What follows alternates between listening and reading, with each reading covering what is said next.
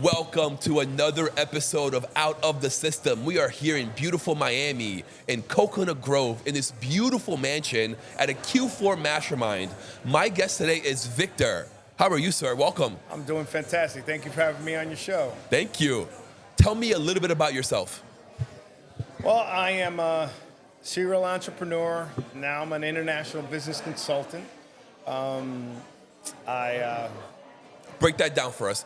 What does that mean exactly? International business consultant. Yeah, so we're an international staffing firm, you could say. Got it. Right? So we help companies improve employee productivity. Got it. While reducing labor expenses and capital X expenses. So very cool. We're in 23 different countries. Wow. So I'm able to provide talent.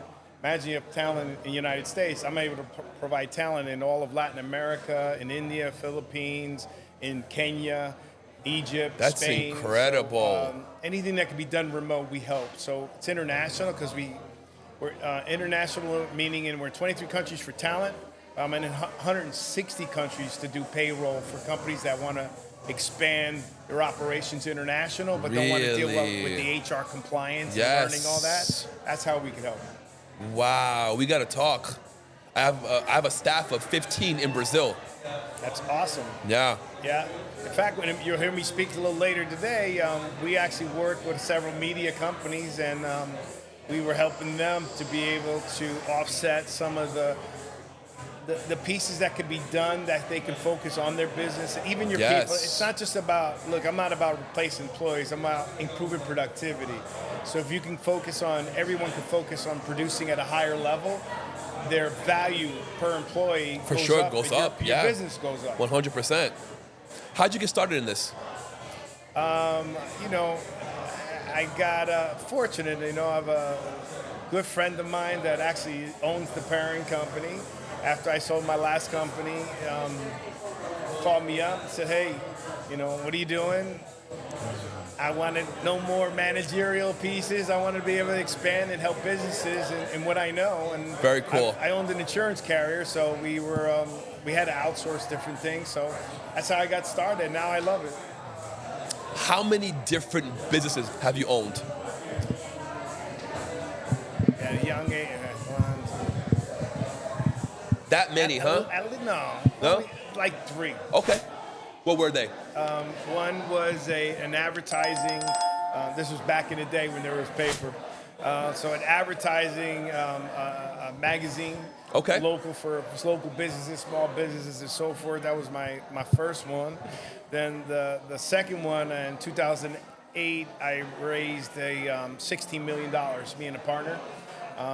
And started an insurance carrier like Progressive, like them. It's called Responsive Auto. Okay. And I ended up selling out to my partner 4 years later. We grew that to like 40 million. Wow. And then when I left that, I got into consulting, second stage companies that want to take it to the next level. Yes. And really managing their sales teams and putting, processes, systems in place to be effective to scale, because people think you just throw salespeople together. Right. You have to have really good ramp up and things like that. So those are the companies I've had. What drives you to take on so much risk? Well, pressure creates diamonds, right? I was a defensive back in college. Okay. And I'm proud to Where'd you go to college? I went to a small private school in New Jersey, Uppsala College. I'm from New York. So right in Jersey. I'm a Jersey boy. And, I had 20 interceptions. And look at that. But you can't get 20 interceptions if you don't get beat. So I had, you just don't beat. I got beat. Right. People score touchdowns on me. Yeah, for sure. That's risk, right? You have to have a short memory. So I think, that competitive edge drives me. Even when we went to do the capital raise, like, we just went forward to do it, and we ended up being very successful in being able to do that. So, taking on the risk, you think about it later, right? But everything is risk. Right. Getting in a car in 95 is risk. It's true. What's one advice that you can provide about raising capital? Always go for more money. People are, investors are willing to give you more capital than you expect. it's easier to raise more money than less money, believe it or not. Really? So it's, trying to raise $2 million compared to 16, 20, 25, because I would have raised more. Right. It's your opportunities are there, and know who you're going to the investors too. You want to, if you're going to raise capital, you don't want to raise capital where from someone that that's 20% of their income or 30%. Right. You raise $2 million, that's got to be 3%, 4%, 5% of the business, because then they're not going to be all over you every second. So be smart on who your investors are. And then, That makes sense. And make sure you have a strong employment agreement between the two. There's a lot. I mean, I could tell you about waterfalls, distribution, but and have a good attorney. That's key. That's key. What advice would you give a young entrepreneur just getting into business? Which is what I'm going to speak about today, is like, make sure that you're consistently focusing on working on your business and not in your business. Okay. Stop trying to do everything. What's the difference? Working in your business, because as an entrepreneur, you're the top executive, but you're Yep. also the general. Right. So You're wearing all hats. You got to throw the garbage out. You got to do it. For sure. But is that the best use of your time? Right. So you need to figure out what is the most highest value that you want to produce. So, for example, you want to make $150,000, that's $75 an hour. If you want to make $300,000, that's $150 an hour. You want to make $500,000, that's $250 an hour. So you better make sure that 80% of your time is spent on $250 an hour work. Does that make sense? Yes. So an entrepreneur, what I'm saying to you is that whatever hours you work, spend 10% of that time locked in a room thinking on the business as if you were helping out a friend, right? It's good advice. And that's what I would do. Remove yourself from the business, work on your business, and then try to remove, read Tim Ferriss's book, The 4-Hour Work Week. It's a great book. Right? He talks about virtual assistants. He talks about, even as an intrapreneur, which is a person working for a company, right? You can be more productive. Sometimes you got to spend money to make money.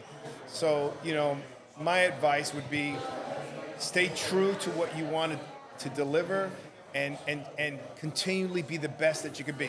Example, I was a defensive back. I couldn't play linebacker and lineman at the same time. Right. So as an entrepreneur, focus on what you do best. In your business, you're interviewing, you're doing best. You have the vision, right?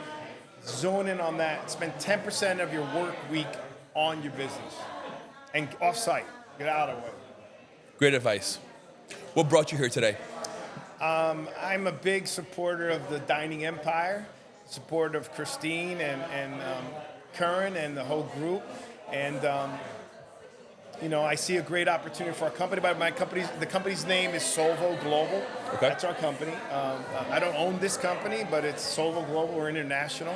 And so what brought me here was being able to do the connections and be able to talk to entrepreneurs and how I could help them and how they could help me and talk about like some of the things we're talking about now. I mean, a lot of times people know it, but you got to be reminded of it, right? And that's what brought me here, to support them and be able to have an opportunity to help grow our business and maybe help. I really want to help other people as well. Let's switch tracks real quick. Tell me the importance of family. Families, it's God, family, and everything else. So the importance of family. You have kids? I have two, yes. I have a 28-year-old and a 27 and a 24-year-old. Wow. Boy, girl. I'm proud of both of them. They both graduated college. I've been married for 28 years. Very nice. So, you burn your boat, you burn your boats and you always make time. So, as busy as I've been and doing the work that I do, I always spend time coaching my kids, my son and my daughter. That's got to be a key component of walk away, A lot of people are super successful, but their family life is not as successful. You want to balance those out. How do you want the world to remember you?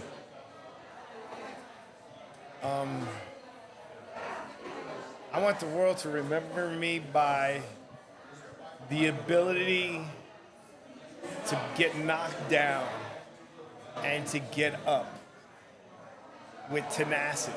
Let nothing stop you, no matter going through the valleys, the good and the bad. And I want them to remember me as a good man to my family and my family in general. I mean, we're a big family. We're from New York, New Jersey. I want the world to remember me for making an impact in other people's lives, really. Just not only just my family, but anyone who ever worked with me. I'm always so excited that they've been able to move up, running other companies, been able to get promoted, So I want to be remembered that, hey, he always wanted to see the success of other people. That's what drives me. So the money and stuff comes if you produce, Yeah. you know what I mean? But produce, deliver. I love that. Thank you, Victor. Let everyone know where they can find you, your social media, your Awesome. website, whatever you want to share. Well, my Instagram is victor.growsrevenue. So Victor Grows Revenue with a Yes, he does. point in between. Victor Point Grows Revenue is my Instagram. My X is at @VArocho, AROCHO. And you can catch me on LinkedIn. You can catch me on, pretty much any of the social media channels. Incredible, man. Thank you for your time. Thank you for your dedication to entrepreneurs, and I wish you nothing but success. I'm excited, and I'm excited you're right around the corner from me. Yes. So, you're doing an excellent job. I really appreciate the opportunity. Let's get you on the podcast. Clean up in aisle 4. Exactly.